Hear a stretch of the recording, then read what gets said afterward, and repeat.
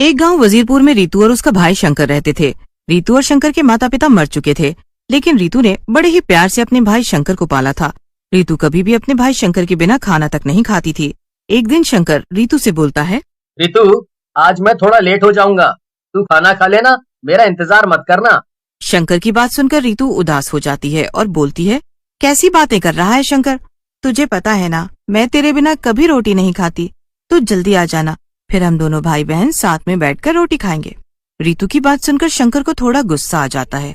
बहन, अब ये क्या बात है? तुझे पता है ना मैं अब बड़ा हो गया हूँ, और फिर वैसे भी काम में देरी हो जाती है। तेरे भले के लिए ही कह रहा हूँ, जल्दी खा लिया कर, बाकी तेरी मर्जी। फिर शंकर वहाँ से अपने काम पर चला जाता है। शंकर के जाते ही पास में रहने वाली आशा ताई वहाँ आती हैं और बोलती हैं, रितु बेटी, अब शंकर बड़ा हो रहा है, अब वो तेरे काबू में नहीं आएगा। तू थोड़ी आदत डाल ले उससे दूर रहने की, नहीं तो ऐसे ही परेशान होती रहेगी। आशा ताई की बात सुनकर रितु बोलती है, ताई तुम कह तो ठीक रही हो, लेकिन मैं प्यार ही अपने भाई से इतना करती हूँ कि लगता है मैं उसके बिना नहीं रह पाऊंगी। खैर छोड़ो, मैं तुम्हारे लिए चाय बनाकर लाती हूँ। ऐसा कहकर रितु वहाँ से चाय बनाने चली जाती है। उधर दूसरी तरफ शंकर काम से लौट रहा होता है। तभी उसका दोस्त चिंटू उसे मिलता है। चिंटू शंकर से बोलता है, अरे शंकर, आज मैंने और मेरे दोस्तों ने पार्टी रखी है, तू भी चलना, मजे करेंगे। अरे चिंटू, आना तो मैं भी चाहता था, लेकिन घर पर रितु मेरा इंतजार कर रही है। लेट हो जाऊंगा तो वो चिंता करेगी। तुम सब पार्टी करो, मैं फिर कभी आऊंगा। उसी समय उन दोनों का दोस्त पिंटू भी वहाँ आ जाता है और शंकर की बात सुन लेता है और बोलता है, क्या यार शंकर, तू कब बड़ा होगा रे? अब तो बड़ा हो जा, छोड़ दे बहन का पल्लू। पिंटू की बात सुनकर शंकर को शर्म आ जाती है और वो उन दोनों के साथ पार्टी में चला जाता है। पार्टी में लोग शराब पी रहे होते हैं।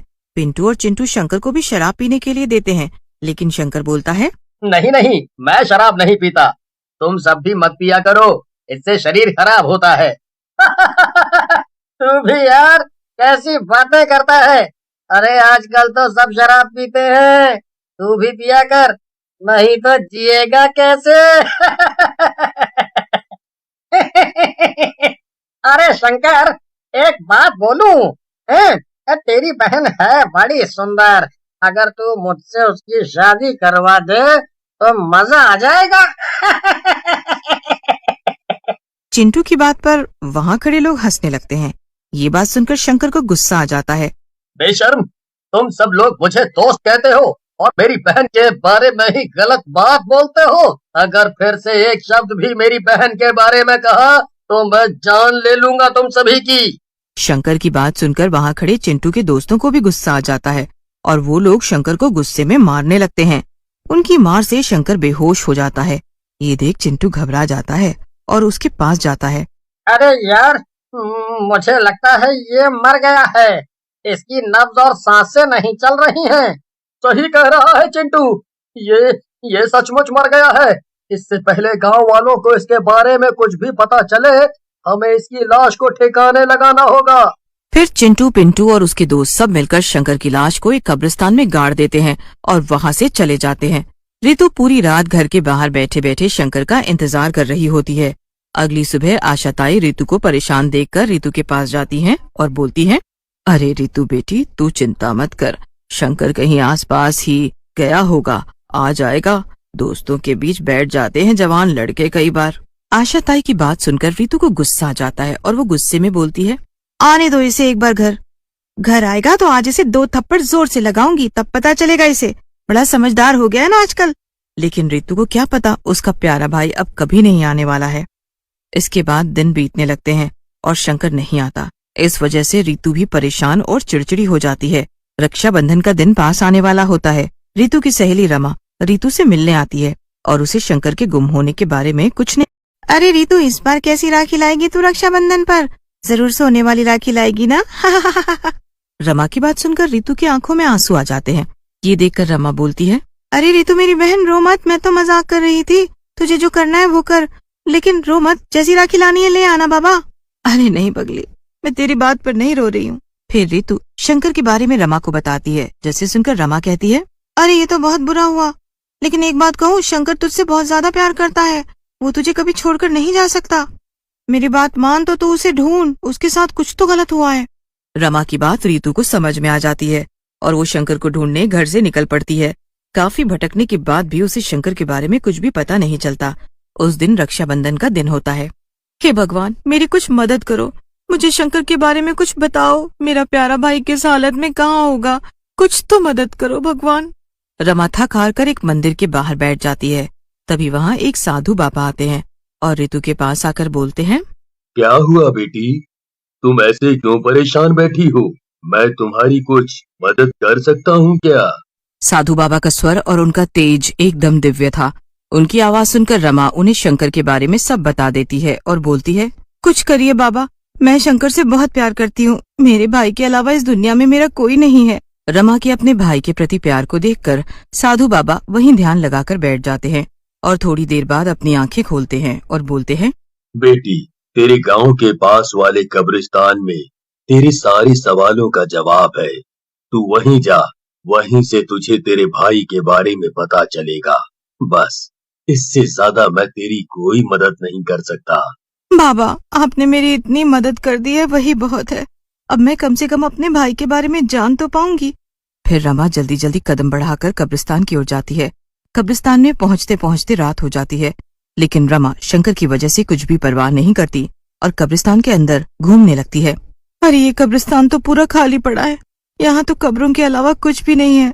लगता है बाबा ने मुझसे मजाक किया है। ऐसा सोचकर रमा कब्रिस्तान से जाने लगती है, लेकिन तभी उसे ठोकर लगती है और वो गिर जाती है। जहाँ पर वो गिरती है उसे एक हाथ दिखाई देता है जो कब्र से बाहर आ रहा होता है। ये हाथ तो शंकर का है। क्या हुआ मेरे भाई को? मेरे भाई के साथ क्या हुआ? कोई तो बताओ। रमा वहाँ बैठे हुए रोती रहती है। तभी उसे याद आता है कि आज तो राखी है। रमा अपनी राखी निकालती है। शंकर के कब्र से बाहर निकले हाथों पर वो राखी बांध देती है। मेरे भाई, मुझे माफ कर दे, मैं तेरा ख्याल नहीं रख पाई। मेरे प्यार में जरूर कोई कमी रह गई थी जो तू मुझे छोड़कर ऐसे चला गया। रमा वहाँ शंकर की कब्र के पास बैठी होती है कि तभी कब्र में हलचल होने लगती है और शंकर का भूत कब्र में से बाहर आ जाता है और रमा से बोलता है, मेरी बहन, तू चिंता मत कर। मैं तो यहाँ तेरा इंतजार कर रहा था। चाहता था एक बार तुझसे मिल लूं, फिर पता नहीं अगले जन्म में कहाँ हूँगा। फिर शंकर का भूत वहाँ से चला जाता है। चिंटू और पिंटू अपने घर पर बैठे होते हैं। शंकर का भूत उनके घर का दरवाजा खटखटाता है, लेकिन जैसे ही वो दरवाजा खोलता है, अपने सामने शंकर का भूत देखकर उसके चेहरे पर हवाइयां उड़ने लगती हैं और वो जोर जोर से चिल्लाने लगता है। लेकिन इससे पहले चिंटू भागता भूत उसे पकड़ लेता है और बोलता है,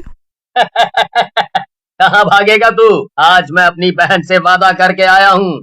आज तो तुझे मेरे हाथों से भगवान भी नहीं बचा सकते तुझे। ऐसा कहकर भूत चिंटू को मार डालता है और पिंटू की तरफ बढ़ता है। ये देखकर पिंटू भी वहाँ से भागने की कोशिश करने लगता है, लेकिन शंकर उसे भी मार देता है। इस तरह से अपनी बहन के कहने पर एक भूत अपने दुश्मनों से बदला ले लेता है, फिर घर जाता है। तभी वहाँ ताई आ जाती है। मेरी बहन अब आपके हवाले। आप इसका ध्यान रखना। इसके लिए एक अच्छा लड़का देखकर शादी करवा देना। नहीं, मैं भी तुम्हारे साथ चलूंगी। मुझे अब नहीं जीना है। नहीं रितु, ऐसा नहीं कहते। अगर तुम खुश नहीं रहोगी तो मेरी आत्मा भी तड़पती रहेगी। ऐसा बोलकर शंकर गायब हो जाता है।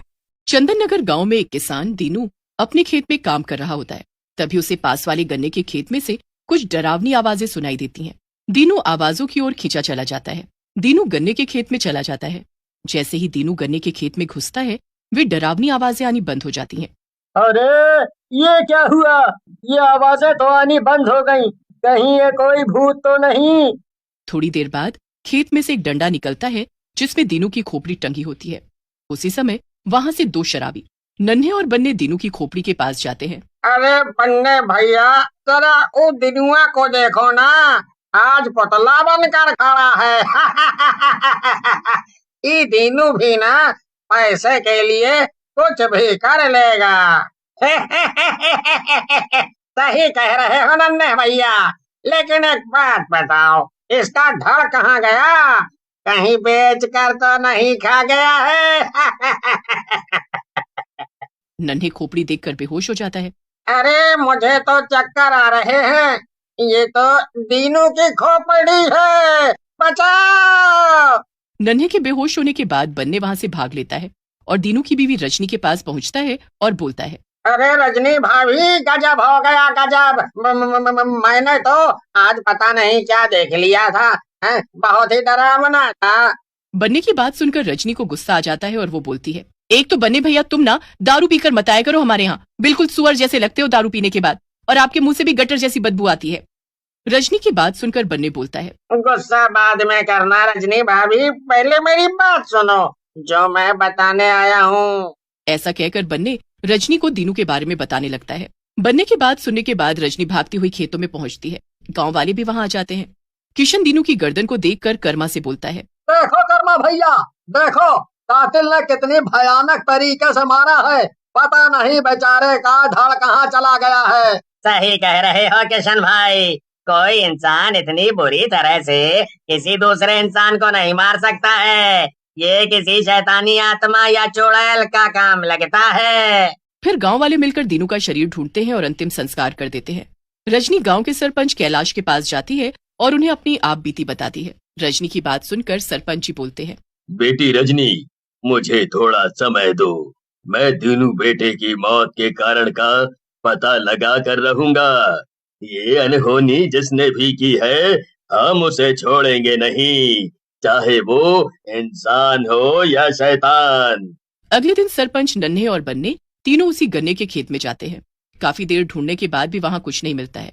सरपंच जी बोलते हैं, नन्हे और बन्ने, इतना समय हो गया लेकिन कोई नहीं दिख रहा है यहाँ। ऐसे तो हम थक जाएंगे। सही कह रहे हो मालिक, मैं तो कहता हूँ चलते ही हैं। आपकी भी उम्र हो गई है, कहीं दिल का दौरा आ गया तो लेने के देने पड़ सकते हैं। वैसे मैं तो कहता हूँ इस खेत को ही आग लगा देते हैं। जो कोई भी होगा इस खेत में चल जाएगा। फिर सरपंच के कहने पर नन्हे और बन्ने खेत को आग लगा देते हैं और वहां से चले जाते हैं। अगले दिन मनोहर नाम का एक गांव वाला सरपंच के पास आता है और बोलता है, अरे सरपंच जी, गजब हो गया। जिस खेत को आपने जलवाया था वहाँ तो गन्ने फिर से उग गए हैं। ये कैसे हो सकता है? मैंने तो खुद ही आग लगवाई थी। मैं खुद चल कर देखता हूँ। ऐसा कहकर सरपंच मनोहर के साथ जाता है। रास्ते में उसे नन्हे और बन्ने मिल जाते हैं। चारों खेत के पास पहुंचते हैं। वहां सचमुच में गन्ने के लहलहाते खेत होते हैं। है? ये कैसे हो सकता है? ये खेत तो जल गए थे। मैंने खुद अपने हाथों से आग लगाई थी। तुम गांव वालों ने क्या सोचा, यहाँ आग लगा दोगे और सब खत्म हो जाएगा? जो कोई भी इस खेत के आसपास भी आएगा मैं उसे कच्चा चबा जाऊंगी। चुड़ैल की आवाज सुनकर ये चारों वहां से भाग खड़े होते हैं। सरपंच जो उम्र में सबसे बड़े थे वही सबसे तेज भागने लगता है। फिर चारों भागते भागते वापस गांव के अंदर पहुंच जाते हैं। गांव के अंदर पहुंचते ही सरपंच बोलते हैं, बाप रे बाप, आज तो किसी तरह से जान बच गई है। लेकिन वैसी भयानक चुड़ैल मैंने आज तक नहीं देखी है। कुछ करना होगा। सही कह रहे हो सरपंच जी, लेकिन हमें किसी तांत्रिक को बुलाना होगा ताकि वो आकर इस चुड़ैल के बारे में बता सके और गांव को इस चुड़ैल से मुक्ति दिला सके। अब बेटा, इस उम्र में मैं कहाँ जाऊंगा? हैं? तुम तीनों जवान हो, जाकर कोई तांत्रिक बुलाकर ले आओ जो हमें इस चुड़ैल से आजाद करवा सके।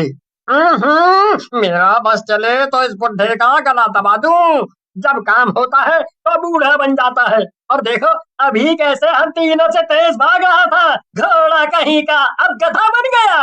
अरे नन्हे, छोड़ना उसको, हमें अपने गांव को चुड़ैल से बचाना है।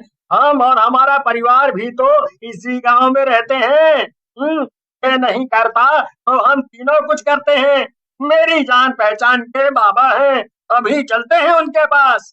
सही कह रहा है भाई, ये तो बूढ़ा है, इसे क्या वैसे ही मरने की कगार पे खड़ा है। हम चलते हैं। फिर नन्हे, बन्ने और मनोहर तांत्रिक के पास पहुंच जाते हैं और तांत्रिक को चुड़ैल के बारे में बताते हैं, जिसे सुनकर तांत्रिक बोलता है, बेटा, इस खेत के नीचे किसी औरत को मार कर गाड़ दिया गया था। ये चुड़ैल उसी की आत्मा है। वो सब गांव वालों को अपना दुश्मन समझ रही है और उन्हें मार रही है। लेकिन बाबा, कोई चुड़ैल पूरे गांव को अपना दुश्मन कैसे बना सकती है? ये तो बात कुछ समझ नहीं आ रही है। सही कह रहे हो मनोहर, पूरा गांव उसका दुश्मन नहीं है, लेकिन इन्हीं गांव वालों में से किसी ने उसको मारा था, इसीलिए वो सारे गांव वालों को ही मार डालना चाहती है। तो बाबा, हम लोगों को क्या करना चाहिए? आप ही कोई रास्ता बताओ। तुम तीनों को सब गांव वालों को बुलाना चाहिए, उसके बाद मैं बताऊंगा क्या करना है। फिर मनोहर सरपंच के पास जाते हैं और उन्हें बाबा के साथ हुई बातों को बताता है, जिसे सुनकर सरपंच बोलते हैं, क्या सच में ऐसा करने से हम उस चुड़ैल के श्राप से मुक्त हो जाएंगे? हैं? अगर ऐसा हुआ तो मजा ही आ जाएगा। फिर सरपंच सब गांव वालों को अगले दिन तांत्रिक बाबा के पास पहुंचने को बोलते हैं। पूरा गांव तांत्रिक के पास पहुंच जाता है। सरपंच जी बोलते हैं, बाबा, सब लोग आ गए हैं, अब बस आप उस चुड़ैल से गांव वालों को मुक्ति दिलाएं। नहीं सरपंच जी, अभी सब लोग यहाँ नहीं आए हैं, तुम्हारे गांव का कल्लू सुनार नहीं आया है। फिर सरपंच जी के कहने पर गांव के कुछ लोग कल्लू सुनार को पकड़कर ले आते हैं। कल्लू जैसे ही वहां से जाने लगता है, चारों तरफ अंधेरा छा जाता है और जोर से बिजली कड़कती है और वहां चुड़ैल आ जाती है।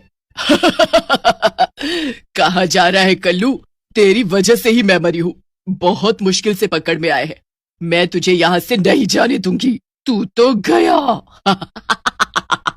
ऐसा कहकर चुड़ैल कल्लू को गर्दन से पकड़ती है। कल्लू चिल्लाता हुआ बोलता है, अरे अरे अरे अरे अरे अरे अरे अरे अरे मर गया रे, अरे मुझे बचा लो गांव वालों, हाय हाय हाय, ये चुड़ैल मार डालेगी मुझे, हाय हाय।